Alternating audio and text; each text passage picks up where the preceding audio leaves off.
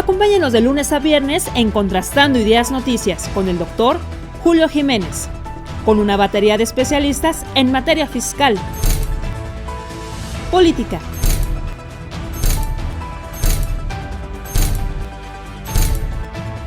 economía, finanzas, justicia, deportes y espectáculos. Acompáñenos a las 22 horas, tiempo del centro. Amigos, ¿qué tal? Muy buenos días. Gracias por acompañarnos como cada semana en los contrastes precisamente de la vida política, democrática, jurídica y constitucional. Como cada semana contamos con la valiosa colaboración, la opinión siempre indispensable de especialistas, de analistas políticos, de juristas. Esta semana, como siempre, es un honor recibir a mi amigo, a don Demetrio Soy La Tijera, un hombre con amplia experiencia y con reconocimiento, pero sobre todo con autoridad moral y profesional para opinar sobre estos polémicos temas. Demetrio, ¿cómo estás? Muy buenos días, bienvenido. Muy buenos días, Julio, qué gusto. Demetrio, ¿cómo visualizas esta semana? Ya llegamos precisamente a la recta final de este año. Estamos ya, pues obviamente visualizando, pues ya las discusiones del presupuesto de ingresos, de egresos, viendo el paquete económico 2025, cómo se dobla la Corte y decide extinguir sus fideicomisos. Vemos las declaraciones de Donald Trump, las respuestas de Claudia Sheinbaum, el operativo fentanilo histórico e inédito, las reacciones y las declaraciones de Rubén Rocha Moya, gobernador por demás fallido, la violencia, los niveles de inseguridad que hoy vive Sinaloa y otros estados de la República Mexicana. Eh, vamos en orden, ¿qué te parece? Me parece Por perfecto. el primer tema. Adelante, te escuchamos, Demetrio. Mira, como todas es una semana de contrastes, ¿no? Yo creo Claro. que hay cosas positivas. Creo que lo que tú dices ahorita, la incautación de todo lo que es el fentanilo, el operativo, no sé si fue operativo o fue coincidencia, pero más allá de eso, creo que Claro. llega en un momento muy oportuno ante la presión de Estados Unidos, específicamente de Trump, de que una de las condiciones que pone o que dijo para no poner impuestos, para no grabar con el 25% las importaciones mexicanas, era el combate al fentanilo. Y aquí estamos hablando de una incautación, un operativo que hablas de cerca de 20 millones de dosis, o sea, lo que estuviera impactado en Estados Unidos.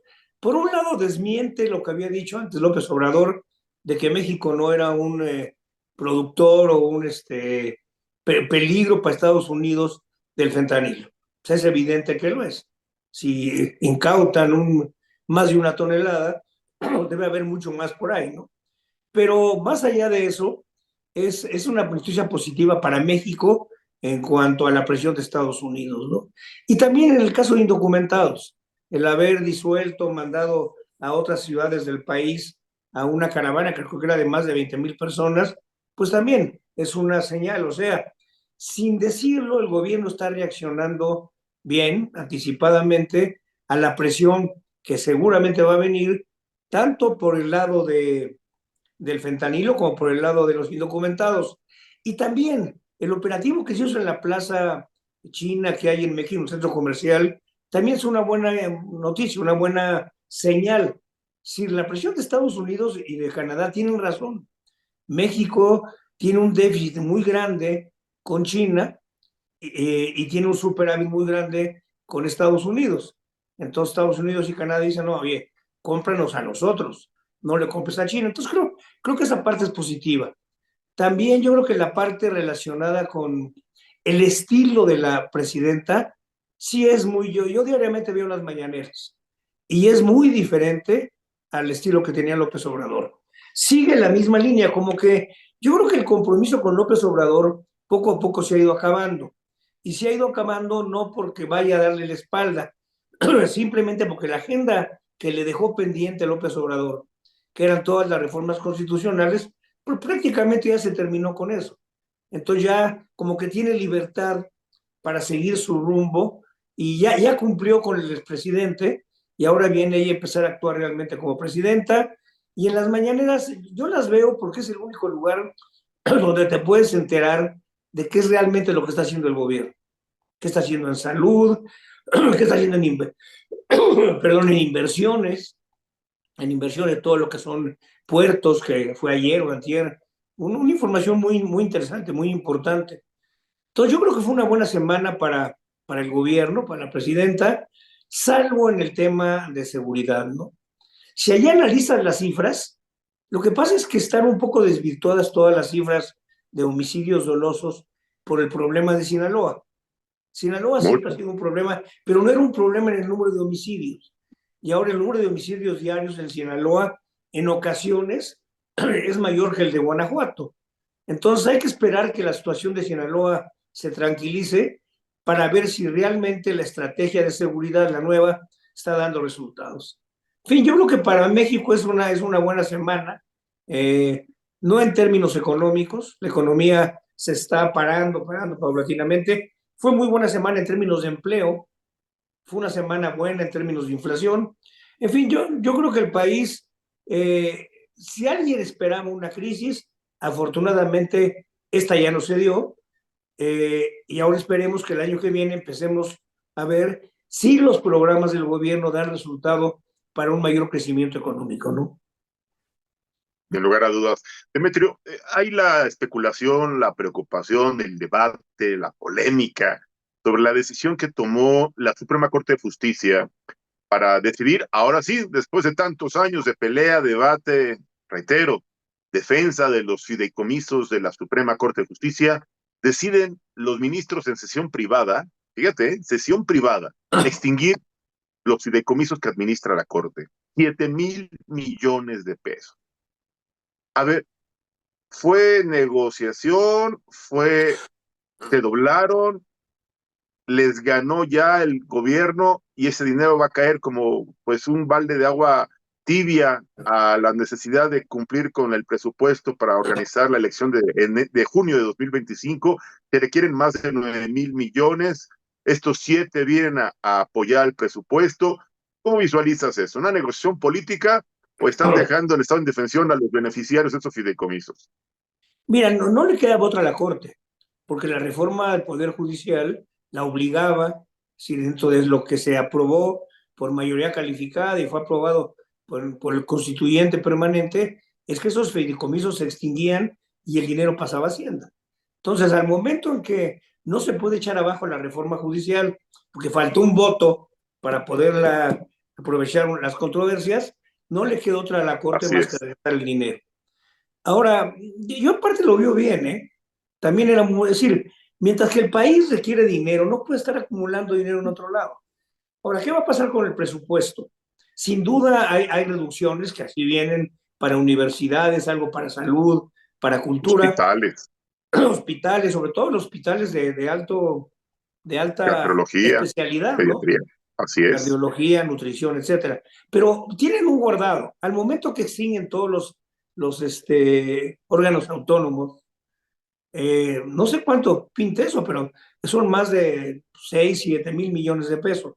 Por otro lado, Claro. estos 7 mil millones de pesos de la Corte, y por otro lado, el presupuesto que hizo el INE, la verdad era totalmente irresponsable. A ver, metieron 5 mil millones por si había una consulta. Pues no va a haber ninguna consulta. Hay un intento de hacer una consulta que tenían que conseguir antes del 1 de diciembre una cantidad de firmas que creo que llevaban 5 mil y estaban como 4 millones, una cosa así. Entonces no va a haber ninguna consulta y hay un ahorro automático de 5 mil millones. Y también el INE yo creo cometió un error porque están programando el mismo número de casillas que lo que hacen para una elección presidencial. Y también es ilógico. Sí, primero la votación va a ser muy baja. Ellos no pueden especular Además, sobre eso, no pueden apostarle, pero sí pueden reducir el número de casillas o hacer centros de votación en el lugar donde había 2 o 3 casillas, juntarlos en una sola, con menos personal. Entonces, yo sí creo que el gobierno en total, con los ahorros que va a darse por estas razones, por el INE, por la elección, bueno, por la elección judicial, por los fideicomisos y todo, va a tener un paquete como de 15, 20 mil millones de pesos para compensar aquellas áreas en que hubo una reducción. Sin embargo, sigue siendo un presupuesto de restricción para no caer en un déficit mayor. Ese dinero, si lo ahorrara, pues reduciría el déficit, pero tienen todavía muchas cosas pendientes para evitar que haya reducciones en ciertas áreas. Ahora, mira, hay cosas que a veces no analizamos a fondo. Alguien me decía el otro día, reducen el presupuesto de educación. Depende cómo lo veas, porque si ves que todas las becas, pues son presupuesto para educación, pero en lugar de meterlo lo meten no a través de la secretaría, que es lo que se mide en el presupuesto de egresos, sino lo meten directamente como becas. Y esas becas son para impulsar la educación, que era lo mismo que se hacía antes, pero se le entregaba a la familia. Hoy también se le sigue entregando a la familia porque los menores de edad lo reciben los familiares. No es así en el caso de lo que es media superior y superior, en donde se le entrega directamente al joven o al ya adulto, según la edad que tenga, ¿no? Entonces yo veo que en el caso de la Corte no le quedaba otra. La Corte hoy por hoy tiene que apostarle, pues yo creo que a la hora que se sacó el balance final de cuánta gente se registró en la Corte, fue mucho menor que en el Poder Legislativo, en donde seguramente hubo mano negra, y esperemos que la mayor parte de ellos, bueno, van a participar y van a entrar en la tómbola y van a entrar finalmente en la boleta. Pero en la boleta se ve equiparar, yo creo, el número de propuestas de la Corte, del Ejecutivo y del Legislativo. En fin, hoy no queda otra más que apostarle a que el gobierno no meta mano, que Claudia Sheinbaum tenga la fuerza para evitar que Morena meta la mano, porque si Morena mete la mano en la elección del Poder Judicial, pues ya sabemos qué va a ser. Un Poder Judicial subordinado al Poder Ejecutivo, al Poder Legislativo y a un partido, ¿no? Lamentablemente, ese es el tema o ese es el riesgo de este escenario que vive México en el contexto político, democrático, electoral, económico, social, Demetrio. Vamos a un pequeño corte comercial y regresamos, si me lo permites. Claro que sí. No le cambie, regresamos. Vamos a una pequeña pausa y seguimos platicando con don Demetrio Soy la Tijera.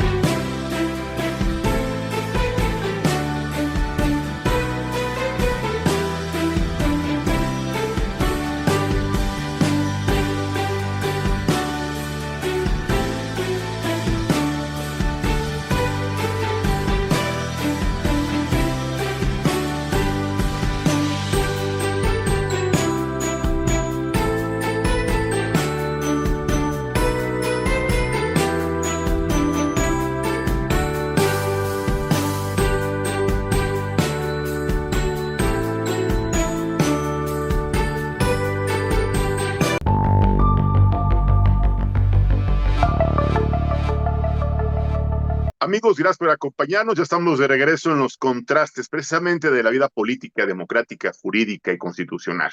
Platicando con un auténtico analista político, un hombre de amplia experiencia legislativa y sobre todo con la autoridad moral para opinar sobre estos polémicos temas. Don Demetrio Soy la Tijera. Demetrio, antes de irnos al corte platicábamos sobre temas importantes, el presupuesto, la corte, pues las decisiones del INE, el proceso electoral del pues el primer domingo de junio de 2025, donde no sé si va a ser una simulación, va a ser una total, no sé si muestra de la muy baja, como bien referías, acertadamente explicabas, muy baja participación de la gente. No sé si va a ser una simulación para imponer a jueces de consigna, jueces incondicionales al movimiento de destrucción nacional. No sé si va a ser la oportunidad para que grupos fácticos como la delincuencia puedan imponer, puedan influir o puedan nombrar a sus próximos juzgadores y esto se pueda convertir en un vale de impunidad o un acuerdo de inmunidad para muchos personajes inconfesables, acuerdos a los que ha llegado el gobierno para llenar las listas de, reitero, sujetos, personas que aspiran a ser precisamente juzgadoras y que no necesariamente tienen el mejor perfil, ni la experiencia, ni la formación de juzgador, ni la capacidad, ni el criterio jurisdiccional, y mucho menos la autonomía e independencia para resolver con estricto apego al derecho. ¿Qué opinión te merece este ejercicio que México de manera inédita también tendrá en junio de 2025? Pues claro, en el contexto que nos acabas de mencionar. Mira, la reforma judicial per se no dice que va a haber un control del Poder Ejecutivo sobre el Poder Judicial.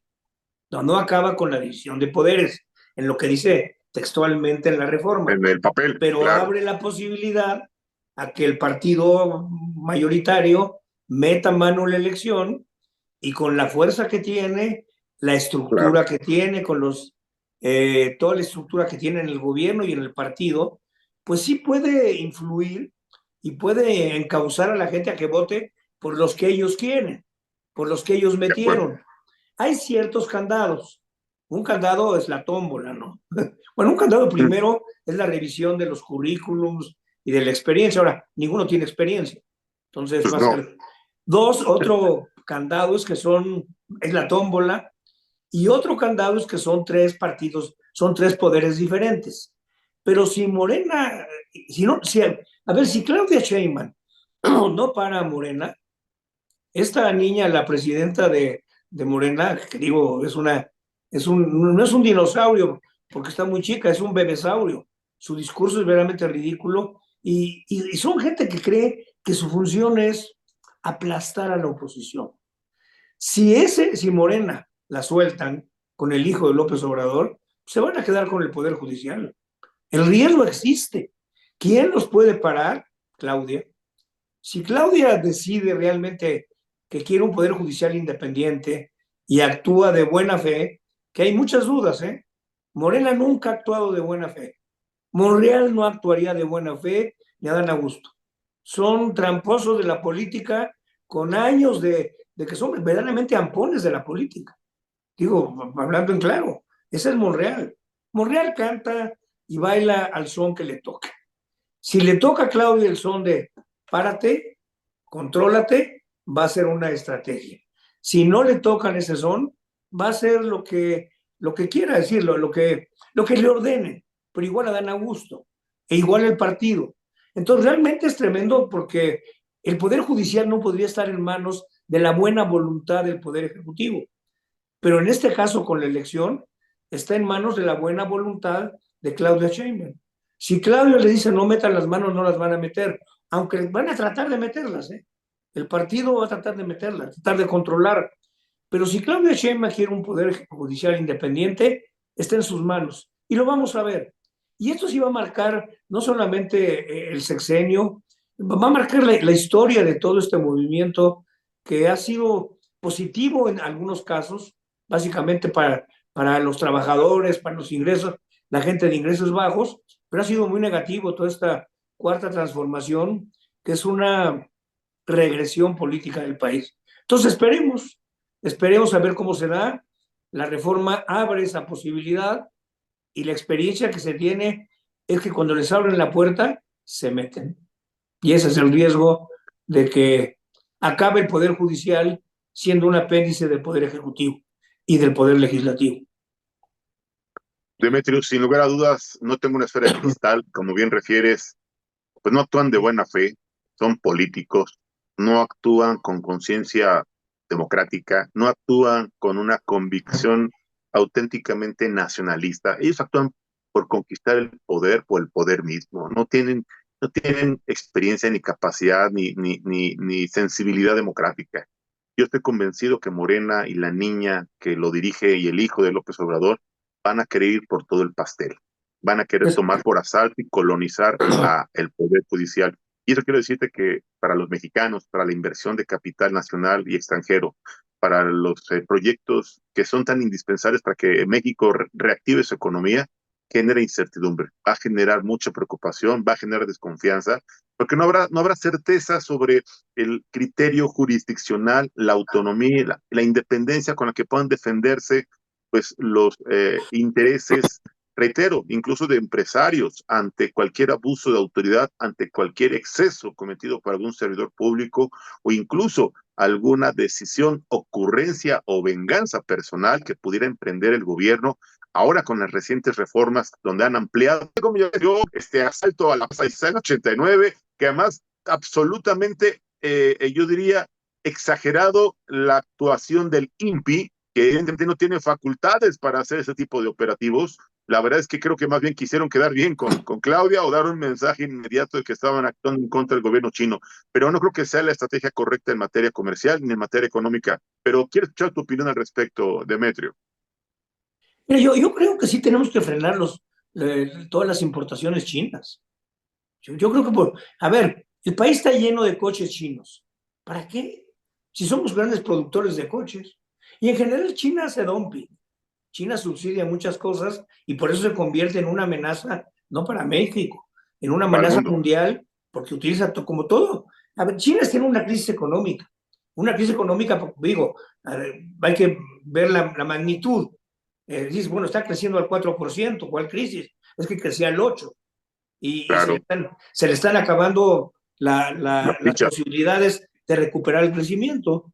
Entonces yo no veo mal que México tiene que alinearse junto con Canadá, Estados Unidos y México para fortalecer el mercado del que es su principal mercado, que es el Tratado de Libre Comercio, el Tratado México, Estados Unidos, Canadá, y tiene que no alejarse, pero pues tiene que poner barreras, tiene que haber un acuerdo aduanero, de hecho, entre los tres países para poder, pues, para poder consolidar la economía.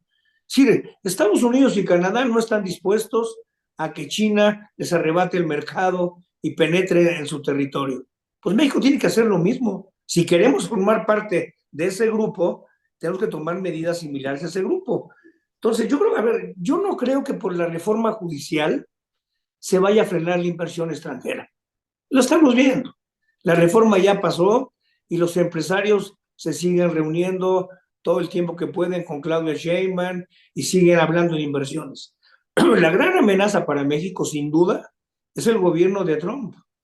Si Trump decide poner aranceles, eso sí va a inhibir la inversión extranjera y la inversión nacional. Es decir, el nearshoring es una gran oportunidad y el nearshoring es sustituir a China, la importación de China por producción nacional y por importación dentro del mismo grupo. Entonces yo en esa parte, puede ser que la carta que hizo Claudia Sheinbaum no era el tono, ¿no? No es, si yo te quito un ojo, tú me quitas un ojo. Yo pongo aranceles, tú pones aranceles. Claudia Sheinbaum, la carta que le manda a Trump, es como una reacción muy pasional, muy de coraje, pero lo hace un poco para justificarse en México. Ella tenía, a ver, hay muchas dudas sobre la verdadera fuerza que puede tener Claudia Sheinbaum en decisión como presidenta, tanto por la dependencia de López Obrador como por el hecho de ser mujer. Entonces hay mucha gente que duda que Claudia Sheinbaum tenga la fuerza para tomar las decisiones que requiere el país. Entonces la carta, más que dirigida a Trump, era dirigida a los mexicanos. Vean qué presidenta tan valiente tenemos, tan decidida. No era el tono, yo creo. A mí se me fue mucho mejor la estrategia del primer ministro de Canadá, de Trudeau, que fue directamente, habló por teléfono y luego fue directamente a verlo, a decirle, oye, pues, ¿qué hacemos, no? Y lo malo es que se pusieron de acuerdo en presionar a México. Eso es lo malo, que más allá de que Canadá fue a aclarar que ellos no exportan fentanilo y que no hay problema de inmigración con ellos y que no le están comprando a China, más allá de eso, el hecho es que se pusieron de acuerdo para presionar a México. Entonces van a entrar ellos como un equipo a la hora que se empiece la discusión del tratado para presionar a México. En el fentanilo yo creo que México ya dio una muestra, migración no nos va a quedar otra. Si ellos cierran la frontera, el momento que ellos cierran la frontera, pues automáticamente mucha gente ya no va a ir a México porque no va a poder pasar. Lo que pasa es que Biden sí dio la idea de que se podía regularizar la entrada de Estados Unidos y entonces empezó a llegar gente como locos, ¿no? Pero en el momento que Claro. Trump cierre la frontera sur también va a tener menos presión, la frontera sur de México. Entonces la presión realmente del tratado va a ser China y a México le conviene. Nosotros no tenemos ningún acuerdo con China y no estamos un país que vaya a permitir todas las inversiones de China que se están permitiendo en Sudamérica, en Latinoamérica. México tiene que apostarle plenamente a lo que es la realidad. Por mucho que hayamos querido, que desde la época de Salinas, de Echeverría, de todos, que hemos querido diversificar nuestra exportación, no se puede. Tenemos un imán tremendo con Estados Unidos. Y al momento de firmar el tratado lo aceptamos, Estados Unidos y Canadá. Yo creo que tiene que ser la misma tónica. Yo creo que México tiene que ponerse de acuerdo totalmente en qué estrategia los tres países van a tener con el BRIC, van a tener con Europa y van a tener con China. Sin lugar a dudas, ahí está pues la clave tal vez de una negociación que va a ser muy intensa, que va a ser muy desgastante, que va a ser muy delicada, porque hay mucho en juego, hay muchos intereses en torno a ello, hay muchos empresarios, grupos empresariales que están presionando también, porque también ellos se ven perjudicados con las amenazas de Donald Trump de pretender aumentar los aranceles, ellos también se verán muy afectados, la economía norteamericana pues también se vería colapsada por estas amenazas. Creo que es más bien una estrategia de Donald Trump para negociar fuerte, someter o espantar al contrincante. No sé qué tan preparado esté el equipo de México y de Claudia para negociar pues no sé, sobre esta misma eh, escenario, en esta arena de acusaciones, de amenazas e intimidaciones. No sé qué tan preparados estén, no sé qué tanto puedan resistir y no sé hasta dónde puedan doblarse, como ya se doblaron durante la gestión de Donald Trump, la primera presidencia de Donald Trump en 2016-17.